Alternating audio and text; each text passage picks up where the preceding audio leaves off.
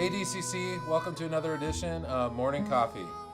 I've been listening to a lot of Chris Stapleton. I don't know if you got to catch him and Justin Timberlake playing at the award show not so long ago, catch it on YouTube. But Chris Stapleton is kind of a cool singer that I've been listening to, and he has this song called Daddy Doesn't Pray Anymore. And so I'll kind of get to how that relates to our talk in just a little bit. But I just wanted to introduce the story just a little bit. My dad, I kind of grew up a pastor's kid, and my whole life we kind of went to different churches and we kind of build them up and we'd move. And so I moved a lot. I kind of lived in almost every state in the Big Ten, and so there's a lot of churches, a lot of hometowns, no real place that I could call home. But my dad was a pastor for 47 years, and so when you look at the tail of the tape of my dad's life, right, it's like a lot of people's lives. He did a lot that was wrong. There's a lot of things that went on in my childhood and some of the things that I grew up with kind of through my boyhood years where there was a lot wrong. But man, did he do a lot of things right. And so I always am reminded of James 5:14. I'm just going to read it and then I'll tell you why it reminds me of my dad. It says, "Is anyone among you sick? Let them call the elders of the church to pray over them and anoint them with oil in the name of the Lord."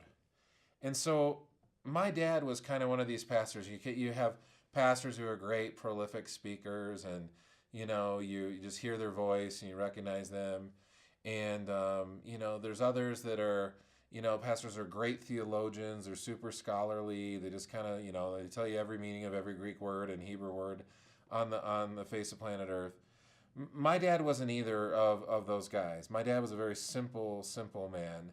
But he did one thing. He took to heart that verse, and I would extend it past people who are sick. My dad used to put 100,000 miles on his car every year because he would go to the hospitals and call on people that were sick. He'd visit them. He'd pray with them.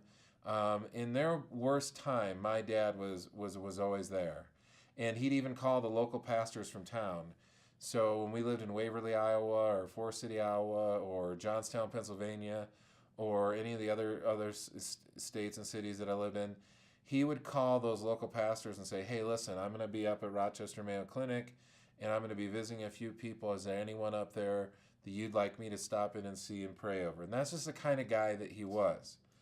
And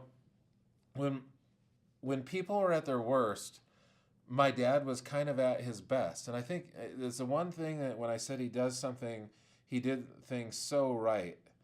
He's the only guy that I knew that could walk into a funeral home when somebody had lost a loved one and they're just distraught, terrible, it was unexpected, and the whole family is sad. And he knew exactly what needed to be heard. And he only used exactly the words that needed to be said. Not too many words, not too few words. He just had this sixth sense of what to say to people. And I think as amazing as that was, I also watched him sit in a funeral home parlor and with a family who just in a moment he had just shared some things with them. They're all crying. And then all of a sudden he'd switch gears and tell a joke. And then this family would just light up and everybody was laughing. I can't do that. I can't walk into a funeral home dealing with somebody who's at their worst and crack a joke and have everybody laugh. But my dad just had that ability to read the moment and to say the right thing. And it was a beautiful thing to watch. But because of who my dad was, because he was that kind of person, when I spent time in ministry as a pastor, those things kind of bled over to me. Those things kind of, I caught on. I never, was as good as he was. But I know for a fact that in Brainerd, Minnesota, I sat in a vet clinic and I held the hand of a dying man who was a veteran who died alone. He was single. He didn't have any family. He used to sit in the back row of our church, and I used to sit there and see him every Sunday with a big smile on his face. But when he started to take a turn for the worse and he was in the clinic, I held his hand to the moment life passed from him. I know that I've had the privilege of working with families who've been in terrible disarray. I have counseled marriages that have been on the rocks. I've walked through life together with brothers in church who are just going through from the effects of terrible decisions that they've made in their lives.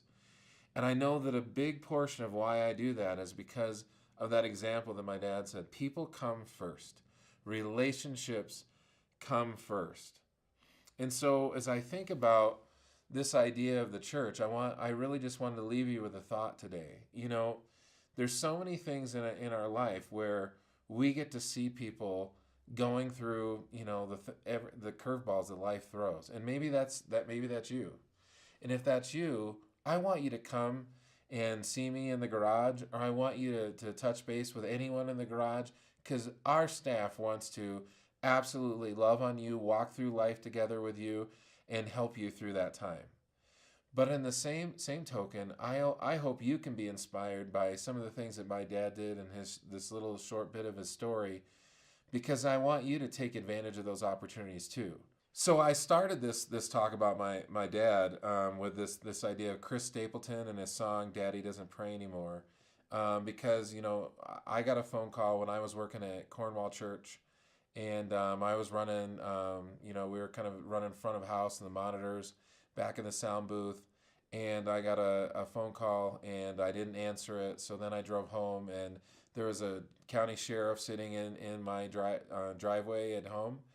And he had to break the news to me that my dad had been in a car accident and that he had died. And so I look at that, my daddy doesn't pray anymore, and it means a lot to me because, man, if there's one thing that I saw my dad do over and over and over again was prayer. He'd pray in the morning with my mom. I'd see them praying.